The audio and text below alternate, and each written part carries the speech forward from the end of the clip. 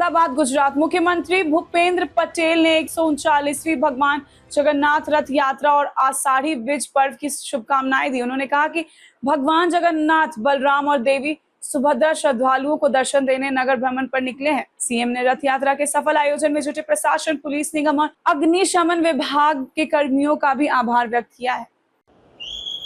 आषाढ़ी बीज ना तहेवार અને ભગવાન જગન્નાથની 149મી રથયાત્રા શરૂ થઈ ગઈ છે। ભગવાન જગન્નાથજી, ભાઈ બલરામ, બહેન સુભદ્રાજી આજે દરિદ્ર નારાયણના ભગવાન ગરીબો અને સૌ લોકોને દર્શન આપવા માટે નગર યાત્રાએ નીકળ્યા છે। આ યાત્રા ખૂબ જ સારી રીતે સંપન્ન થાય એના માટે સરકાર, પોલીસના જવાનો, કોર્પોરેશનના અધિકારી, ફાયર બ્રિગેડના અધિકારી અને જે આ સેવામાં લાગ્યા છે એ બધાને ખૂબ શુભેચ્છાઓ સાથે અભિનંદન પાઠવું છું। ખૂબ સારી એક સમાજના એક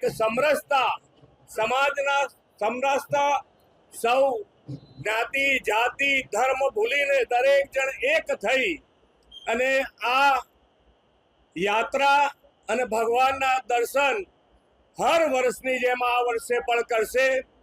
ભગવાનના ચરણોમાં प्रार्थना करी है कि दरेक जननी सुख शांति और समृद्धि वधे ए भगवान ना चरणों में अमे प्रार्थना करी है।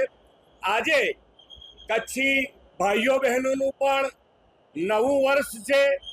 आ नव वर्ष निमित्ते कच्छी भाईओ बहनों देश विदेश में रहता दरेक जन माटे आ नवुं वर्ष खूब शुभ निकले, शुभ रीते आगळ वधी सके, सुख शांति समृद्धि एमना जीवन में पण वधे एवी भगवान चरणों में प्रार्थना। एमने खूब नवा वर्षनी दरेक कच्छी भाईओ बहनों ने खूब खूब शुभेच्छाओ।